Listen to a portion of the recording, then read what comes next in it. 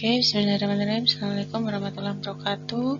Ketemu lagi bersama Bu Nova. Kali ini kita akan membahas terkait dengan cairan perioperatif. Ini mungkin hanya mereview ya teman-teman. Mungkin di pertemuan dulu semester 1 mungkin sudah.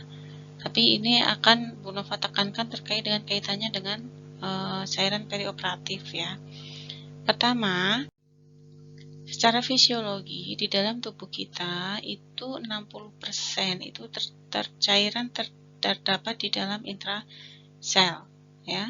Kemudian 30%-nya itu di dalam interstisial dan 10%-nya di dalam intravaskuler atau di dalam pembuluh darah. Jadi di dalam intrasel, interstisial itu ibaratnya di sela-sela ya, di ruang-ruang sel ya. Kalau intrasel itu berarti di dalam selnya dan 10%-nya di interstisial ya. Nah, pemilihan cairan itu bisa berdasarkan dari beberapa dari macamnya, dari konsentrasi zat terlarutnya, dari status hidrasi pasien dan kelainan metabolik. Nah, tapi ini untuk kelainan metabolik ini tidak terlalu Bu Nova singgung. Jadi contohnya seperti hiperkalemi, hipernatremi, ya, hipokalemi, hiponatremi, dan lain sebagainya.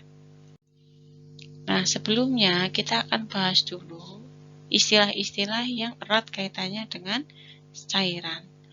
Yang pertama adalah osmolalitas. Osmolalitas itu apa? Osmolalitas adalah jumlah partikel osmotik aktif per liter dalam larutan. Kalau osmolaritas itu per kilogram larutan. Jadi sudah satuannya osmolalitas dan osmolaritas itu berbeda. Osmolalitas jumlah partikel yang aktif per larutan, tapi kalau osmolaritas per kilogram larutan. Sedangkan tonisitas itu adalah osmolalitas serum yang efektif ditentukan oleh zat-zat terlarut seperti natrium dan glukosa. Nah, ini tonisitas ini di dalam dia osmolalitasnya, jumlah partikel yang larut itu di dalam serumnya ya. Nah, tonisitas ini tidak perlu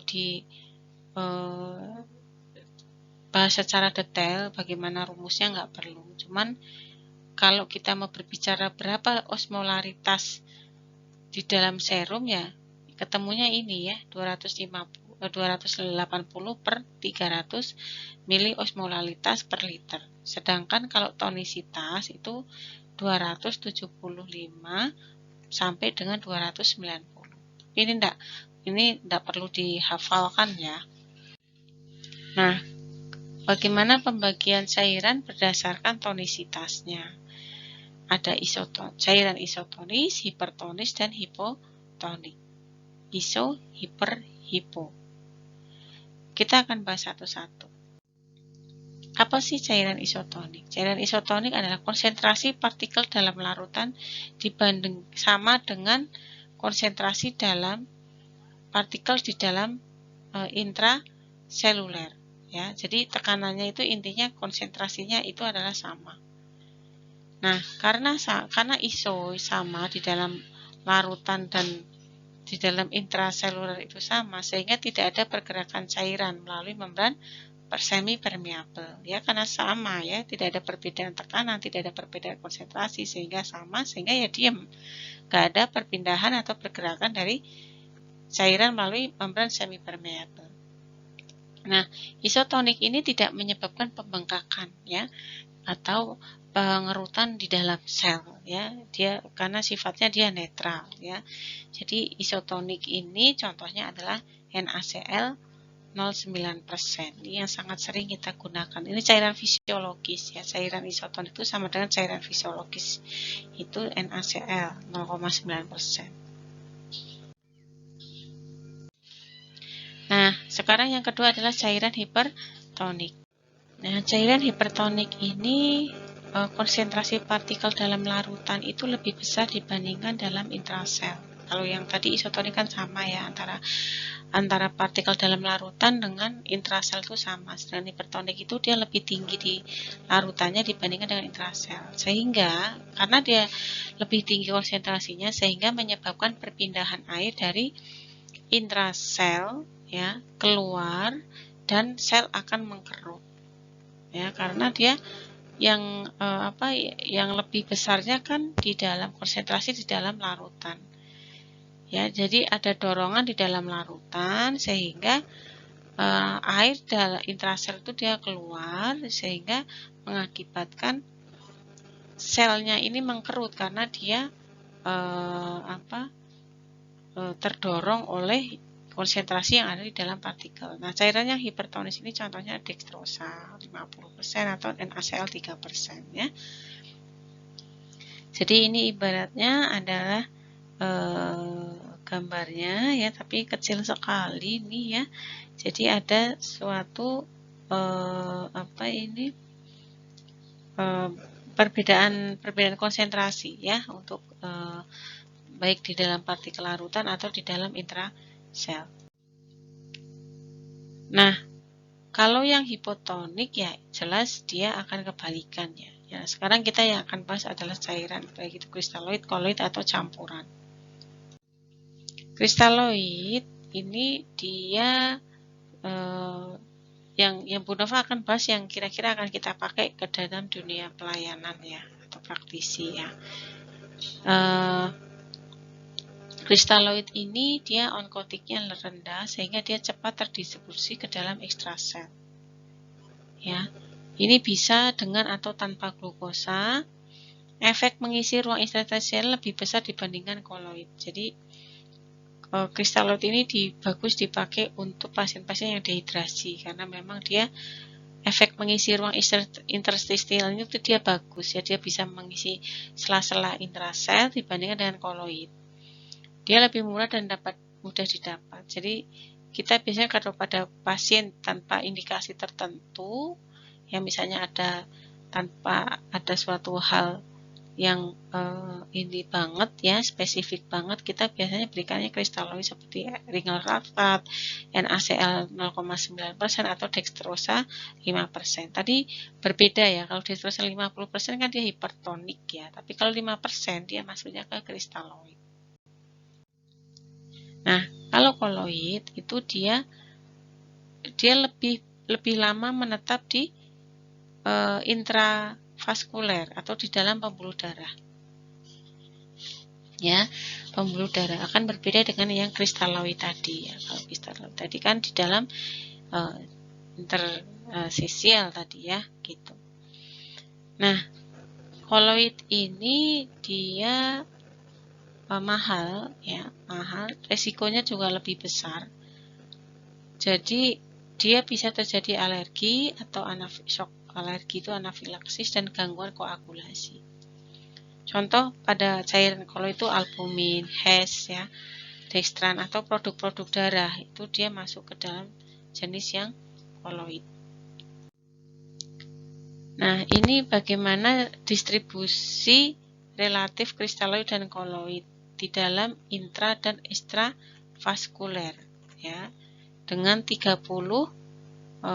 menit sampai dengan 1 jam dilakukan infus. Jadi misalnya kristaloid, pasien diberikan kristaloid ya, dia di dalam intravaskulernya itu hanya 20%, sedangkan di ekstravaskulernya dia mencapai 80% karena memang kristaloid ini dia tidak dapat bertahan lama di dalam intravaskuler. Kecuali kalau koloid itu dia tahan lama di intravaskuler ya.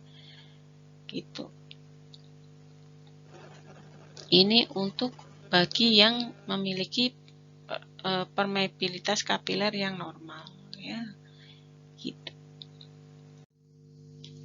Nah, ini contohnya kristaloid atau RL ya. Jadi dia paling fisiologis jika diperlukan volume besar.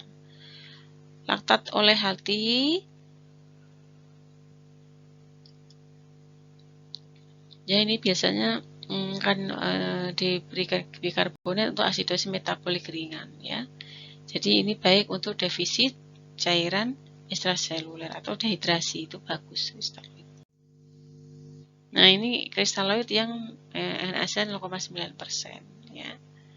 Ini juga baik untuk koreksi awal defisit CS dan hiponatremi ya, gitu.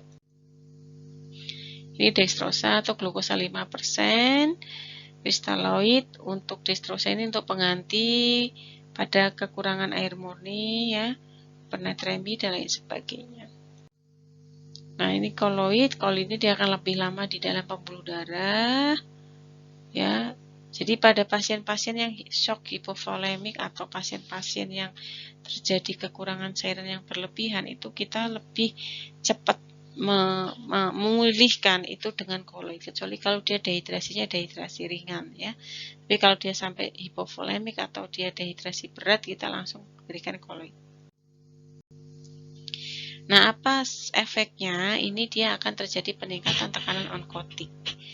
Nah, karena tekanan onkotik meningkat sehingga akan meningkatkan beban kerja jantung atau cardiac outputnya dia meningkat. Jadi makanya pemberian koloid itu kalau dia tidak hati-hati dia akan mengakibatkan jantung berdebar-debar ya, gitu.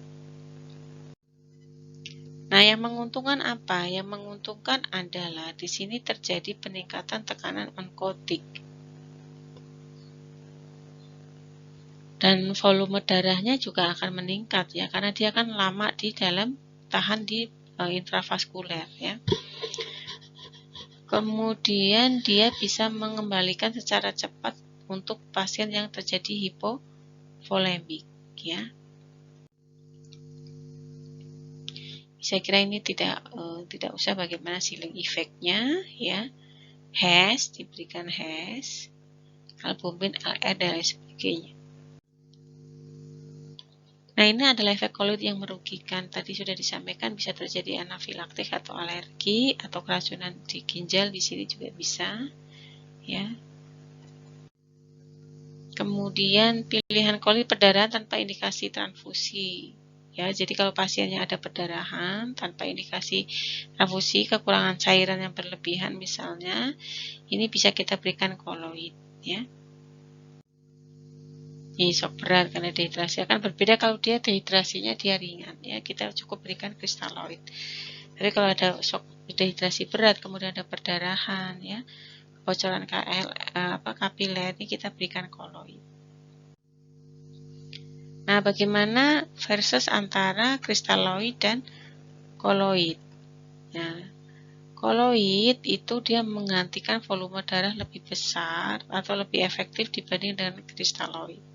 Karena ini sebetulnya tergantung dari fungsinya masing-masing ya. Kalau koloid itu kan dia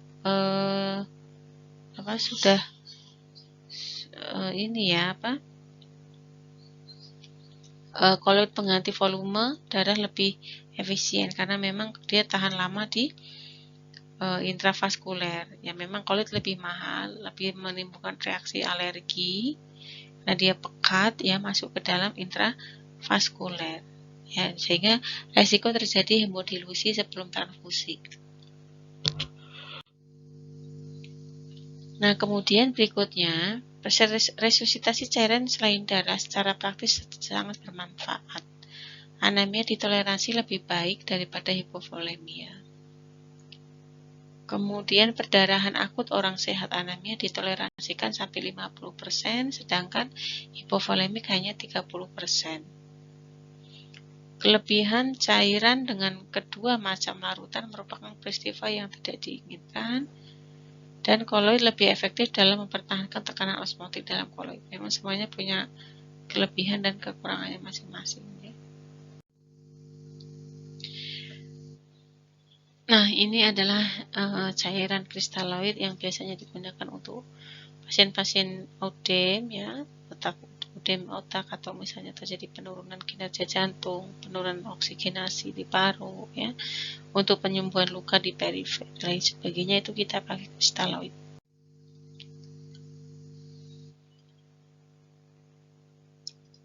Nah, untuk berikutnya yaitu albumin. Albumin ini memang dia mahal, dia sebenarnya dihasilkan oleh hati atau hepat, cuman karena kadarnya itu dia tidak tidak ini, sehingga albumin ini memang mahal ya. Di sini memang mahal banget. Produksi di hati 12-25 gram per hari masuk dalam sirkulasi dan dikeluarkan sirkulasi 10% per hari.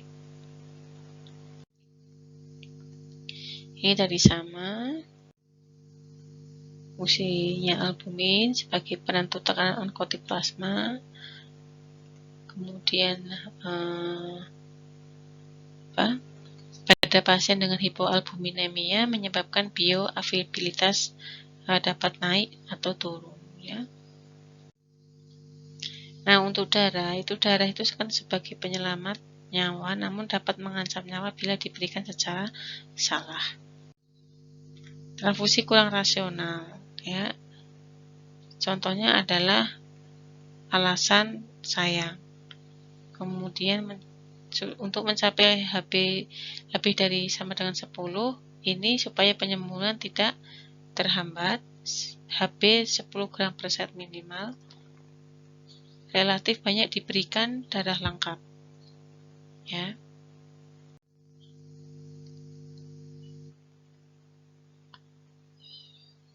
Nah, pada saat kita akan memberikan transfusi darah itu biasanya HB kurang dari 7.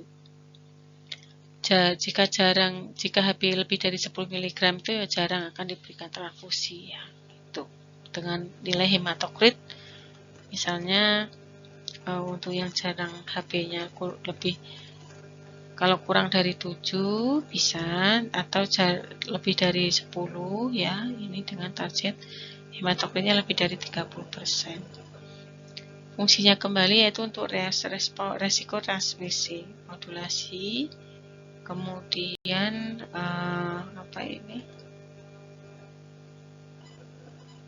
RCT ya, 7-9 atau 10-12 mg per persen, tidak berbeda pada morbiditas dan mortalitas. Prinsip pemilihan cairan, gantikan kompartemen yang hilang. Jadi sesuai dengan kondisinya masing-masing yang nggak bisa disamakan ya. Tujuan 1, pemilihan cairan intravaskuler dan perfusi jaringan. Perbaiki rongga interstisial, perhatikan kemampuan daya angkutnya, kemudian perbaiki cairan intraseluler ya. Nah, misalnya koloid ya, dipakai untuk ekspansi volume plasma dengan segera, tepat untuk perbaikan cardiac output, mengurangi efek udem, dan memang harganya dia mahal ya. Kristaloid ini terbaik untuk dehidrasi ya, atau dengan perdarahan ringan. Kemudian baik tidak terdapat kebocoran kapiler dan harga dia lebih murah dibanding dengan yang gold. Ini nanti bisa dibaca lagi untuk solutionnya 5% dextrosa misalnya, atau di sini dia terjadi hipo ya, atau misalnya dia pakai yang D5NS misalnya, jadi bisa dilihat bagaimana tonisitasnya dan lain sebagainya. Nah, apa yang akan kita lakukan ya? Bahwa kita akan terus terjadi membuat suatu kesalahan, sehingga yang bisa kita menjawab adalah diri kita masing-masing. Nah, ini terakhir adalah rumus untuk kebutuhan cairan selama perioperatif. Dari maintenance dewasa 2 cc per kilogram berat badan, untuk anak-anak 421, dan untuk penggantian terapi penggantian yaitu maintenance dikali lama puasa. Jadi kalau biasanya misalnya 60, untuk dewasa 60 kali 2 kan berarti 120. 120 kali lama puasanya misalnya 8 atau 10, berarti kan 420 ya, gitu. Ini untuk pengganti puasa. Nah, ini untuk stres operasi ada dewasa 486 dan anak-anak 246 ya, dikalikan berat badan. Dewasa 468 dan anak-anak 246.